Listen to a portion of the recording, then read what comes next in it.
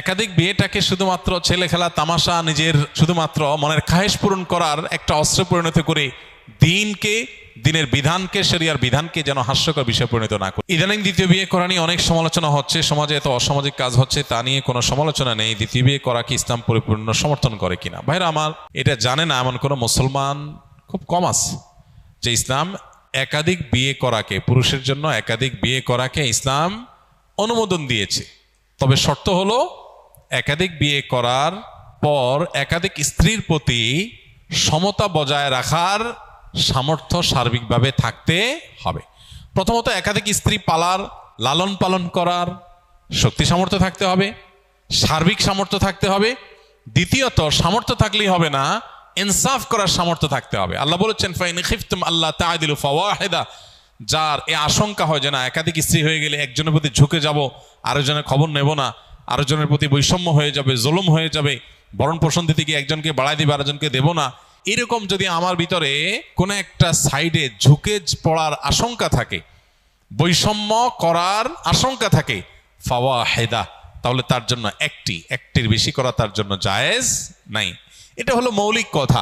এরপরে হলো মোটা দাগে যে বিষয়টি আমরা সবাই জানি, সেটা হলো দ্বীনের বিভিন্ন বিষয়গুলোকে হাস্যকর প্রমাণ করবার জন্য, বিতর্কিত করবার জন্য আমাদের অনেকের যেরকম ইম্যাচিউর আচার আচরণ এবং ভূমিকা, এটার যেমন দায় আছে, আবার অত্যন্ত পরিকল্পিতভাবে দ্বীনের বিভিন্ন বিষয়কে সমাজে হেয় করার একটা অপচেষ্টা এদেশে, মুসলমানদের সংখ্যাগরিষ্ঠ যে দেশে, সে দেশে কিছু মানুষ বিভিন্নভাবে করে যাচ্ছে, সেটাও আমরা জানি। এই বাস্তবতা আছে। একটা সময়, আজ থেকে আপনি 30 বছর 40 বছর আগের বাংলাদেশের বাস্তবতা যদি দেখেন, তো একাধিক বিয়ের ঘটনা গ্রামে গঞ্জে শহরে অহরহ হয়েছে। অনেক বড় বড় গুরুত্বপূর্ণ ব্যক্তি, দুনিয়াদার ব্যক্তি, সাধারণ শিক্ষিত মানুষজন, তাদের মধ্যে ব্যাপকভাবে বা অনেক বেশি পরিমাণে ছিল। সেটা নিয়ে সমাজে কোনো উচ্চবাচ্য হয় নাই এবং ব্যর্থ হয় সেরকম দেখা যায়নি। এখন একাধিক বিয়ে করে একজন স্ত্রীকে নিয়ে পড়ে থাকা, আরেকজনের খোঁজখবর না নেওয়া, এরকম বৈষম্যমূলক অনাচার যেরকম হচ্ছে, এটা যেমন সত্য, আবার এটাকে কালার করার জন্য তিলরে তাল বানিয়ে রংচং মেখে এটাকে প্রচার করার একটা অপচেষ্টাও আছে। আমাদের সতর্ক থাকতে হবে, আমাদেরকে দায়িত্বশীল আচরণ করতে হবে। অনেক সাধারণ মুসলমান আছেন প্রপাগান্ডার মধ্যে পা দিয়ে ফেলেন, এবং অনেক সময় দেখা যায় আমরা নিজেরা এগুলোর কারণে ভুল সিদ্ধান্তে উপনীত হই। তবে আমি আবারও বলছি, একাধিক বিয়েটাকে শুধুমাত্র ছেলে খেলা তামাশা, নিজের শুধুমাত্র মনের খায়েশ পূরণ করার একটা অস্ত্রে পরিণত করে দিনের বিধানকে, শরিয়ার বিধানকে যেন হাস্যকর বিষয়ে পরিণত না করি। দেখুন, কোনো ফ্যামিলিতে এরকম বহু ফ্যামিলি আছে, আমি পার্সোনালি চিনি, এরকমও আছে যে স্ত্রী কোনো কারণে স্বামীর সঙ্গ দিতে পারছেন না, সেভাবে সঙ্গ দিতে পারছেন না, শারীরিক অসুস্থতা হতে পারে, কত সমস্যা হয় মানুষের। এখন রাস্তা দুইটা, এক হলো এতদিন যে মানুষটা পরম যত্নে আগলে রেখেছেন, সময় দিয়েছেন, সে মানুষটা এখন নানা কারণে, অসুস্থতার কারণে তিনি অপারগ হয়ে গেছেন। কিন্তু পুরুষ লোকটার তখনও পর্যন্ত তার আল্লাহ রাব্বুল আলামিন সে সার্বিক সক্ষমতা রেখেছেন, তার সে নিড প্রয়োজন আছে। এখন রাস্তা দুইটা, হয় সে আরেক বিয়ে করবে, আর না হলে এই স্ত্রীকে তালাক দিয়ে তারপর বিয়ে করবে।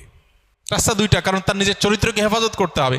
তার চরিত্রকে হেফাজত না করে যেখানে সেখানে তার চরিত্রকে যে নষ্ট করে বেড়ায়, ধ্বংস করে বেড়ায়, সমাজ ধ্বংস হবে, সে ধ্বংস হবে। এবং সবচেয়ে বড় কথা হলো সাংসারিক জীবনের সুখ থেকে বঞ্চিত হবে। আল্লাহ তাআলা হারামে সে সুখ রাখেন নাই, আল্লাহ হালালের মধ্যে যে সুখ রেখেছেন, এটা থেকে সে বঞ্চিত হবে।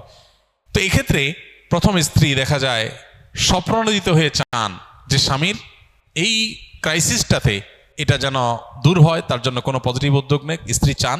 তো এরকম আরো বহু অপশন আছে যে অপশনগুলোতে একাধিক বিয়ে করার দরকার হয়। আল্লাহ রাব্বুল আলামিন যা বিধান হিসাবে দিয়েছেন তা আমাদের জন্য কল্যাণকর, আমাদের বুঝে আসুক চাই না আসুক। অতএব এইটার ব্যাপারে যদি কারোর মধ্যে বীতশ্রদ্ধ ভাব আসে, তাহলে সেটা ঈমান হরণকারী বিষয়েও পরিণত হতে পারে, সেটি আমাদের মাথায় রাখতে হবে। কিন্তু সেই সাথে মনে রাখতে হবে, এটাকে ছেলে খেলায় পরিণত করা, হাস্যকর জিনিসে পরিণত করার মতো ভূমিকা যারা অবতীর্ণ হন, তাদের আল্লাহর কাঠগড়ার আসামি হতে পারে। সাবধান থাকা উচিত। যখন দ্বীনের বিভিন্ন বিষয়কে হেয় করার অপচেষ্টা চলছে, তখন আমি হেয়কারীদের হাতে কোনো অস্ত্র তুলে দিচ্ছি কিনা, আমার দায়িত্ব জ্ঞানহীন কোনো মন্তব্য বা কাজ দিনকে হাসির পাত্রে পরিণত করছি কিনা, অনেক বড় ব্যাপার, অনেক বড় দায়িত্বশীলতার ব্যাপার। এমনি বেশি আমল করতে পারি না, এর মধ্যে আবার যদি আমার কোনো দায় চেপে আসে যে আল্লাহর দিনকে, দিনের কোনো বিধানকে হাস্যকর করার ক্ষেত্রে আমার কোনো ভূমিকা সেখানে হয়েছে, তো সেটা কত বড় দায়ের ব্যাপার। আল্লাহ আমাদেরকে দায়িত্বশীল আচরণ এবং ভূমিকা রাখার তৌফিক দান করুন। কি কি আমল করলে আল্লাহর খুব নিকটে যাওয়া যাবে, কোন আমল করলে আল্লাহ খুব খুশি হবেন? ভাই, যে আমলগুলো করলে আল্লাহর সবচেয়ে নিকটে যাওয়া যাবে, এর মধ্যে সবচেয়ে বড় আমলটা হলো সিজদা। নবী আলাইহিস সালাম বলেছেন, আকরাবু মা ইয়াকুনুল আবদু মির রাব্বিহি ওয়া সাজিদ, বান্দা আল্লাহর সবচেয়ে নিকটে যেতে পারে সিজদারত অবস্থায়। এই জন্য সিজদার আমলটা আমাদের বেশি থেকে বেশি করা উচিত। সিজদার মাধ্যমে আল্লাহর সবচেয়ে কাছাকাছি যাওয়া যাবে। আপনি যদি চান আল্লাহর খুব কাছে গিয়ে কিছু বলতে, তাহলে সিজদা দিয়ে আল্লাহর কাছে দোয়া করেন, বিশেষ করে নফল নামাজে। এটা হলো আল্লাহর সবচেয়ে কাছে যাওয়ার সবচেয়ে বড় মাধ্যম। আর কোন আমল করলে আল্লাহ খুব বেশি খুশি হন বা সবচেয়ে বেশি খুশি হন, এটা আসলে আপেক্ষিক। নবী করিম সাল্লাল্লাহু আলাইহি সাল্লামকে একই প্রশ্ন করা হলে তিনি কাউকে বলেছেন আউয়াল ওয়াক্তে নামাজ পড়া, কাউকে বলেছেন যে আমল নিয়মিত করা হয় সেটা সবচেয়ে আল্লাহর প্রিয় আমল। তো এটা আপেক্ষিক। কারোর যদি কোনো আমলের অভাব থাকে, ত্রুটি থাকে, তার ওই ত্রুটিটা পূরণ করাটাই আল্লাহর কাছে প্রিয়। কারণ নামাজটা মাশাআল্লাহ শুরু ওয়াক্তে পড়েন উনি, কিন্তু আমলের কোনো কন্টিনিউশন নাই, তাহলে সে ব্যক্তি কন্টিনিউয়াসলি কোনো আমল করবে, এটা তার কাছে তার জন্য বেশি গুরুত্বপূর্ণ। আল্লাহ এতে বেশি খুশি হবেন। কারোর হয়তো মাশাআল্লাহ নামাজ ভালো আছে, এটা ভালো আছে, কিন্তু সালাম দেওয়ার অভ্যাস নাই, তো সেই সালামের অভ্যাসটা বেশি করবে। আর এর বাইরে আল্লাহর পছন্দনীয় কাজের তালিকা, এটা নিয়ে আমাদের একটা ভিডিও আছে ইউটিউবে, সেটা দেখতে পারেন। সেখানে আমরা কোরআনে এবং হাদিসে ইন্নাল্লাহা ইউহিব্বু বলে যে সমস্ত, এই শিরোনামে যে সমস্ত আমলের কথা বলা আছে, আল্লাহ তাআলা অমুককে পছন্দ করেন, অমুক কাজ পছন্দ করেন, এই তালিকাটাকে নিয়ে আমরা একটা বক্তব্য দিয়েছি, সেটা ইউটিউবে আছে। সেটা ফলো করলে, অনুসরণ করলে আল্লাহর ভালোবাসা আর আল্লাহর পছন্দের আমলগুলোর তালিকা আপনি জানতে পারবেন।